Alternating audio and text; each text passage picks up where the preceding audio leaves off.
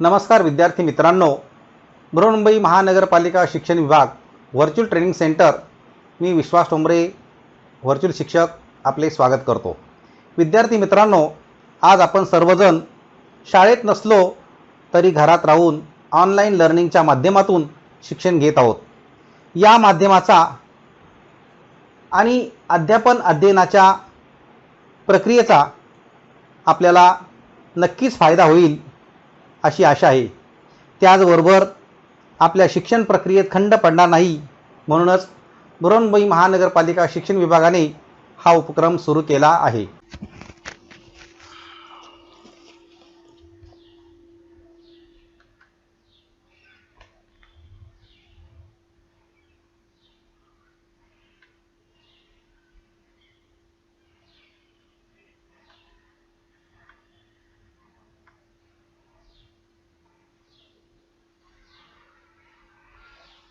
इयत्ता 7वी हिंदी माध्यम, विषय मराठी, सुलभ भारती।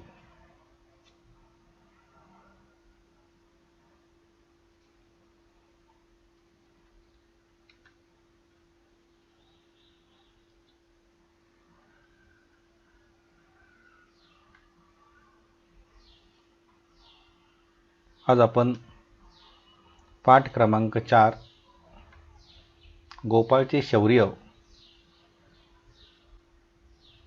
पार्ट 1 लेखिका आहेत लक्ष्मी कमल गेडाम।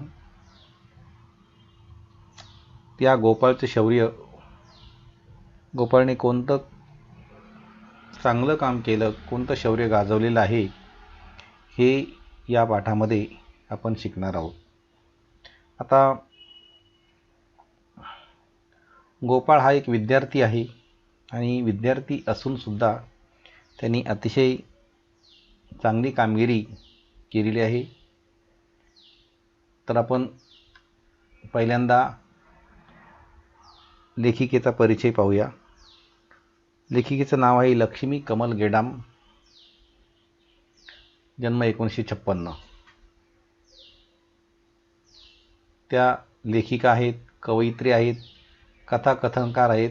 शिवा फेरी, दुरून डोंगर साजरे, पितरांचं पात्र, अडोसा हे कथासंग्रह, हृदय परिवर्तन, किशोरांची करामत हे बालसाहित्य, तुरुंगवाडा ही कादंबरी, आठवांचे झेले हा ललित लेख संग्रह प्रसिद्ध आहेत। आता या पाठामध्ये डोंगरावर अचानक लागलेला वणवा व त्याची आग विझवण्यासाठी गोपाळने केलेले प्रयत्न याचं वर्णन प्रस्तुत पाठामध्ये आलेलं आहे। म्हणजे एकंदरीत इस पाठ में ये पहाड़ पर आग लगी है, वनवा लगा है पेड़ जंगल में, तो ये बुझाने के लिए गोपाल ने बहुत प्रयास किया है, इसी का वर्णन इस पाठ में आया है। गोपाळ या शालेय विद्यार्थ्याच्या शौर्याची ही कथा है और गोपाल हा एक विद्यार्थी है स्कूल का, इन्होंने ये सब काम किया है, अपना शौर्य दिखाया है, इसी की ये कथा है। अभी गोपाळचे शौर्य या पाठाचे आपण वाचन सुद्धा करणार आहोत। इथे एक चित्र दाखवलं जाते, डोंगर आहे आणि बस जाते आहे, त्याचबरोबर बाजूला नदी सुद्धा वाहते आहे आणि या डोंगरावर अचानक आग लागलेली आहे। आता ही लागलेली आग विझवायची आहे असं या पाठामध्ये सांगितलेलं आहे आणि तो प्रयत्न गोपाळने केलेला आहे। गोपाळ हा त्या बसमध्ये बसलेला आहे आणि ती आग तो कशी विझवणार आहे हे आपण प्रत्यक्ष पाठामध्ये त्याचं वाचन करूनच पाहणार आहोत काय सांगितले ते। अभी हम ये पाठ पढ़ेंगे और उसके बाद हम उसका स्पष्टीकरण भी करेंगे।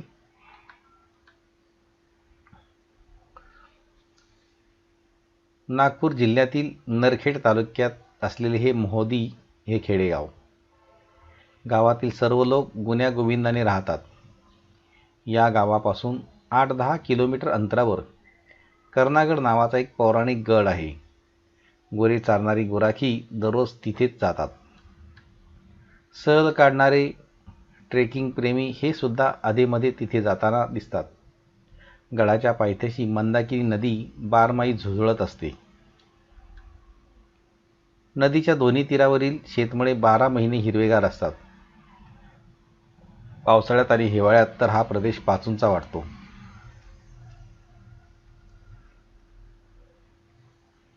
तो ये जो पार्ट है ये नागपुर जिले का नरखेड़ तालुका और उसमें एक गाँव है मोहदी नाम का, खेड़े गाँव है.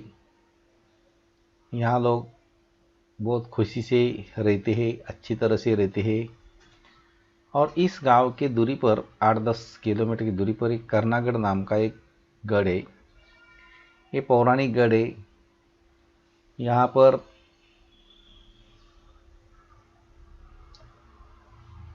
रोज वहाँ लोग जाते हैं.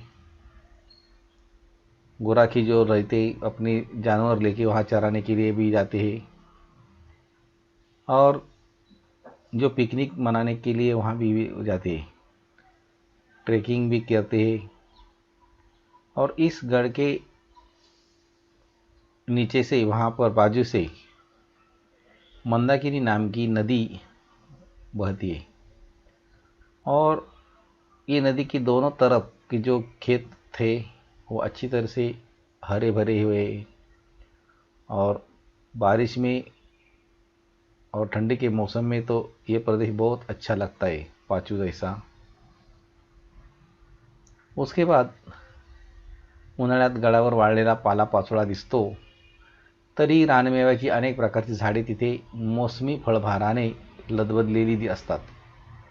वार्षिक परीक्षा संपल्यानंतर लगेचच उन्हाळ्यात मोहदी येथील माध्यमिक शाळेची सहल कर्णागड येथे गेली होती. विद्यार्थी, शिक्षक या सर्वांनी गडाचा भव्य परिसर पाहिला. गडावरील फेरफटका पूर्ण झाल्यावर प्रत्येकाने आपापले कलागुण सादर केले. विद्यार्थ्याचा संपूर्ण दिवस छान मजेत गेला.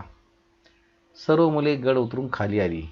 यानी गर्मी के सीज़न में हमारी वार्षिक परीक्षा ख़त्म हो जाती है, तो उसी का यह संदर्भ दिया गया है कि जैसे परीक्षा ख़त्म हो गई है वैसे ये मोहदी गांव का जो स्कूल है यानी सेकेंडरी स्कूल, उनकी पिकनिक ये कर्णागढ़ में गई है. उसमें स्टूडेंट है, विद्यार्थी है, टीचर है, ये सब चले गए हैं. और वहाँ का कर्णागढ़ का जो परिसर है ये बहुत अच्छा परिसर है, भव्य बड़ा परिसर है. वहाँ फेरी लगाने के बाद सभी बच्चों ने कुछ गाना वगैरह अपने गुण सादर किए, और इसी तरह विद्यार्थी ने ये दिन अच्छी तरह से मनाया है. उसके बाद सब लड़के स्टूडेंट ये गढ़ उतर के नीचे आए हैं.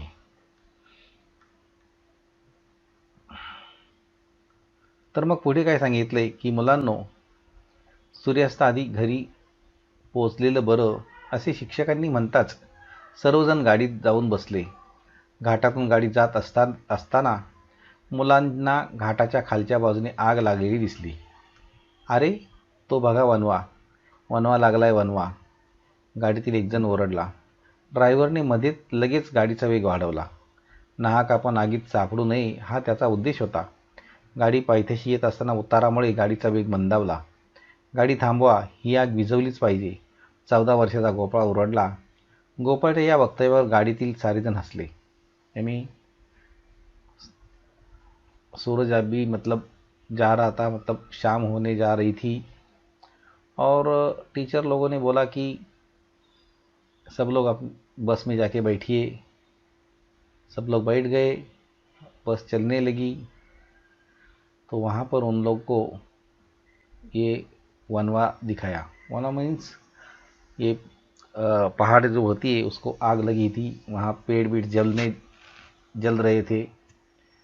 उसके बाद गाड़ी में से एक जन बोल रहा था कि गाड़ी रुकाओ. रोको और ये जो आग है ये बुझाना चाहिए, ऐसा उनका कहना था। तो ये कौन था? तो वो 14 साल का गोपाल था। गोपाल जब ये बोलने लगा तो सब लोग उसको, गाड़ी में से जो बैठी हुए सब लोग थे वो हंसने लगे, मतलब उनके साथी, टीचर सब हंसने लगे। उसके बाद क्या हो गया? अरे वेड्या, ही जंगलाची आग आपण कशी काय विझवू शकू? शिक्षक दरडावून म्हणाले. पण ते ऐकायला गोपाळ गाडीत होताच कुठे. टीचर बोल रहे थे कि अरे पगला, ये जंगल में आग लगी है, हम कैसे बुझा सकते? ऐसे टीचर उनसे ज़ोर से बोल रहे थे। लेकिन जब भी वो टीचर बोल रहे थे तभी वो गोपाल जो है वो गाडी में नहीं था। त्याने लगेच गाडीतून उडीही मारली होती। त्याला परत गाडीत घेण्यासाठी ड्रायव्हरलाही नाईलाजाने गाडी थांबवावी लागली। अभी उसके बाद क्या हुआ? तर बघा या ठिकाणी त्याने काय, इथे तो पाणी मारताना दिसतोय या चित्रामध्ये। बाजूला फायर ब्रिगेड बी आलेली आहे असं दाखवलं गेलं हे चित्र।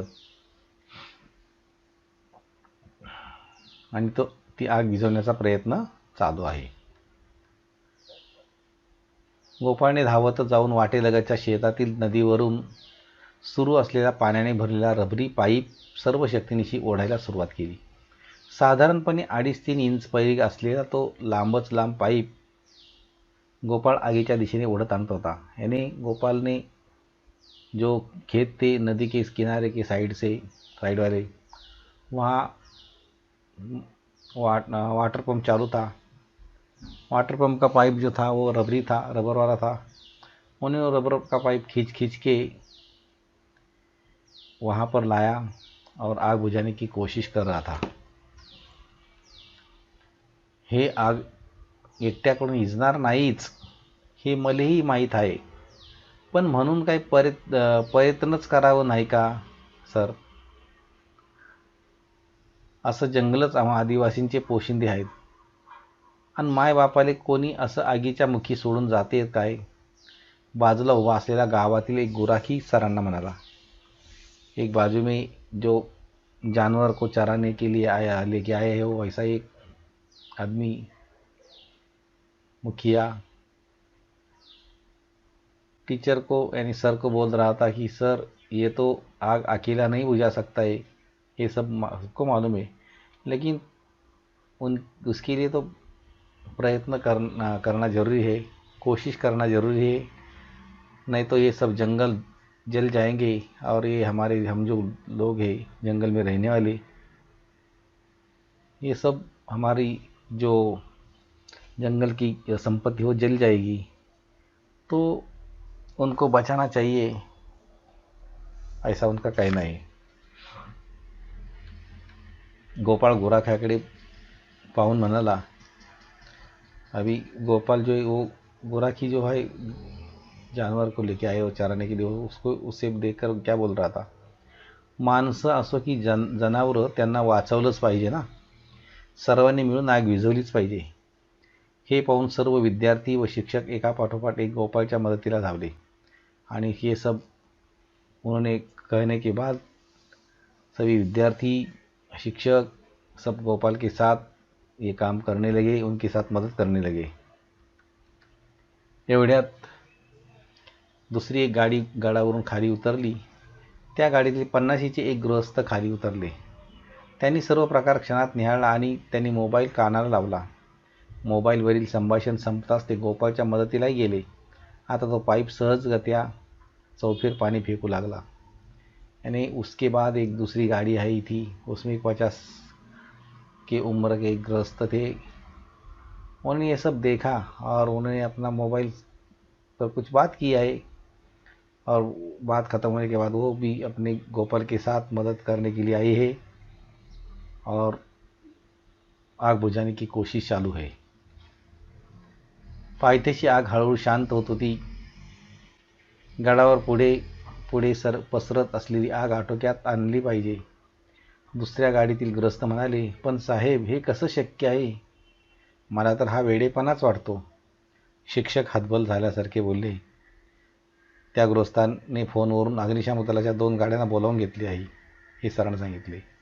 आणि वो एक जो गृहस्थ थे 50 वाले, उन्होंने कहा था कि मैंने फ़ोन किया है फायर ब्रिगेड को, अभी वो गाड़ी भी आ जाएगी। 20 मिनिटाच्या आतच 15-20 किलोमीटर अंतरावर असलेल्या खंदरखेडहून अग्निशामक दलाच्या 2 गाड्या गडाच्या पायथ्याशी हजर झाल्या। लगेच त्यांनी पाण्याचा मारा सुरू केला। आग आटोक्यात येऊन संपूर्णतः शांत झाली होती। आता सर्वांचे चेहरे उजळले होते। सर्वांनाच नवी ऊर्जा मिळाली होती। यानी 15-20 मिनट के बाद वो 2 गाड़ी आई, उन्होंने वो फायर ब्रिगेड वाली लोगों ने भी प्रयास किया और वो ये सब आग शांत की। अभी सब लोग को खुशी हो गई थी। ये काम की वजह से उनको एक नई ऊर्जा प्राप्त हुई थी। अशातच गाई वासरं घेऊन गेलेले काही गुराखी मुलांजवळ आले। त्यातील एक जण हात जोडून म्हणाला, लय बेस झालं बापा, आग इजली। गडावरची तर कितीकच झाडं झुडपं भाजून निघाली। जरासा उशीर झाला असता तर आम्ही तसेच भाजून निघालो असतो आणि आमच्यातनं कोणाला पत्ता बी लागला नसता। तुम्ही समजा मदतीस धावून आलेत। हे सांगताना त्याला गहीवरून आले होते। अभी वहाँ पर का एक जो गुराखी था वो सभी बच्चे के पास आए और उन्होंने बोला कि बहुत अच्छा किया आप लोगों ने, नहीं तो ये गड़ावर जो पेड़ है वो सब जल जाते थे, आप थोड़ी भी देर हो जाती थी तो, और उसमें हम भी जल जाते थे, ऐसा उनका कहना है। और ये जो बताने लगा तो उसका बहुत वो दुख से ये सब बात कर रहा था। खरंच आमच्या या गोपाळनं निरपेक्ष भावनेनं जीवाची पर्वा न करता हे धाडस केलं। आज केवळ गडच नव्हे तर गुरु आणि या सर्व गुराख्यांचे प्राण वाचले। त्याचं हे काम खरोखरच कौतुकास्पद आहे, असे मोठ्या अभिमानाने शिक्षक सर्वांना सांगत होते। आणि अभी तो गोपाल को सबने पागल कहा था, फिर भी अभी गोपाल का ही सब नाम लेके ये सब टीचर उनकी जो बात है वो अभिमान से, गर्व से सभी लोगों को कह रहे थे कि गोपाल के वजह से ये सब हो गया। दुसऱ्या दिवशीच्या वर्तमानपत्रात ही बातमी लगेच सर्वच लोकांना कळाली। परिसरातील नागरिक गोपाळच्या या शौर्याचे भरभरून कौतुक करत होते। आणि दूसरे दिन न्यूज़पेपर में ये सब न्यूज़ आई तो सभी लोग ये गोपाल का जो काम था उससे खुश होकर उनको कौतुक कर रहे थे। यानी उनको अच्छी तरह से शब्द कहकर उनको स्तुति भी कर रहे थे।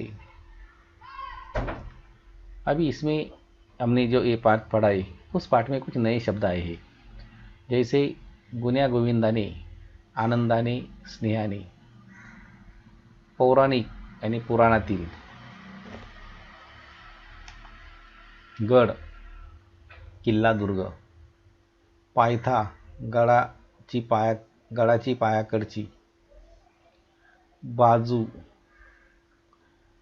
पाचू एक हिरवे रत्न, प्रदेश आणि परिसर, फेरफटका फिरणे, वनवा जंगलमध्ये पेटलेली आग, वेग गती, उद्देश हेतू, नाहक विनाकारण, नाईलाज निरुपाय असहाय्य, वक्तव्यावर बोलण्यावर, परितनच प्रयत्न,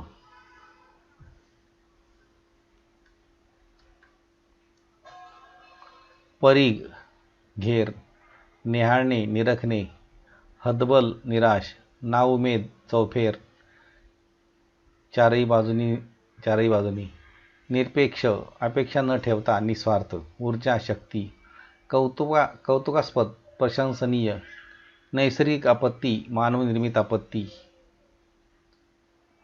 हिमस्खलन बर्फलाट, ज्वलंत पटकन पेटणारे, भक्ष्य खाद्य अन्न, पुनर्निर्मिती पुन्हा निर्माण होणे,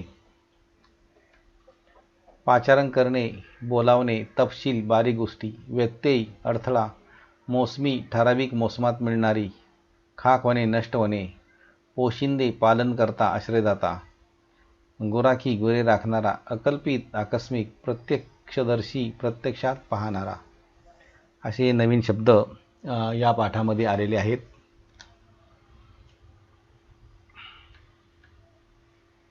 हा तो कर्णागडचा किल्ला आहे. अनेक लोक ट्रेकिंगसाठी सहलीसाठी या किल्ल्यावर येत असतात.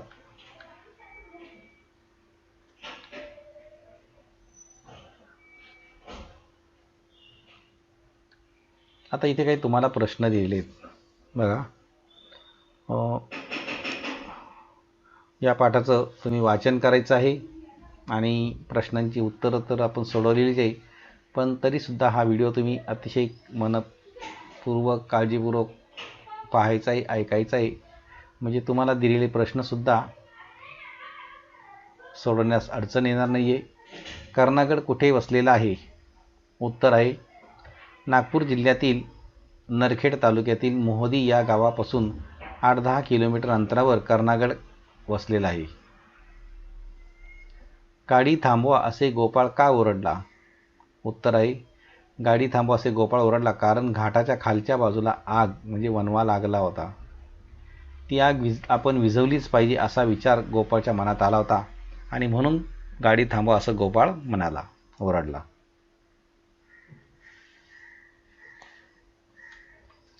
गोपाळने आग विझवण्यासाठी काय केले? उत्तर आहे गोपाळने गाडीतून उडी मारून धावत जाऊन वाटेलगतच्या शेतातील नदीवरून सुरू असलेला पाण्याने भरलेला रबरी पाईप सर्व शक्तीनिशी ओढायला सुरुवात केली व तो आगीच्या दिशेने ओढत आणला. आग वेळेवर विझली नसती तर कोणते नुकसान झाले असते? उत्तर आहे आग वेळेवर विझली नसती तर पशुपक्षी व झाडाझुडपांबरोबरच काही गुराखी मुलेही त्या आगीत भाजली असती.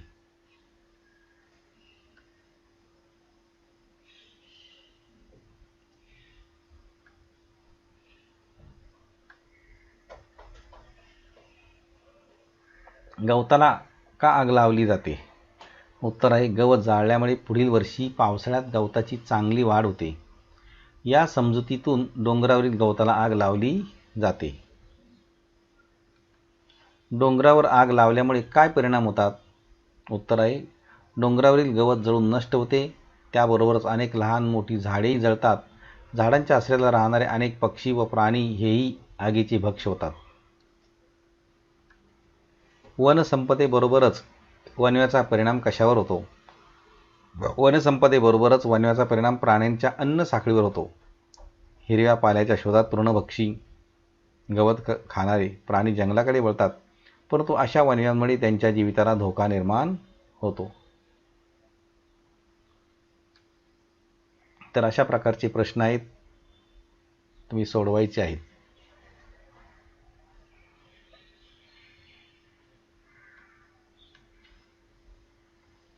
पुढचा एक प्रश्न आहे फिरायला गेलेले पर्यटक वणवा लागण्याचे कारण कसे ठरतात? उत्तर आहे बऱ्याच वेळा डोंगर भागात फिरायला म्हणून जाणारे काही पर्यटक धूम्रपान करतात. विडी सिगारेट पेटवण्यासाठीची आगपेटीची जळती काडी जंगलात फेकतात. या जळत्या काडीमुळे वाळलेले गवत पेट घेते आणि पुढे त्याचे वणव्यात रूपांतर होते. वणव्यामुळे कशावर विपरीत परिणाम होत आहे? उत्तर आहे वणव्यांमुळे जंगलामध्ये पुनर्निर्मिती व चाऱ्यांची उपलब्धता यावर विपरीत परिणाम होत आहे. या घटकाची बरीचशी माहिती देण्याचा प्रयत्न करण्यात आलेला आहे. आपणही या घटकाचे व पाठाचे वाचन करायचे आहे आणि पाठ्यपुस्तकात दिलेले जे प्रश्न आहेत त्या प्रश्नांची उत्तरं सोडवायची आहेत. त्याचबरोबर आपल्याला मी काही प्रश्नसुद्धा दिलेले आहेत, ते प्रश्नसुद्धा आपण सोडवायचे आहेत. आणि याबरोबरच या पाठाच्या आपल्या प्रतिक्रिया आपण बृहन्मुंबई महानगरपालिकेच्या यूट्यूब चॅनलवर जरूर कळवायच्या आहेत. धन्यवाद.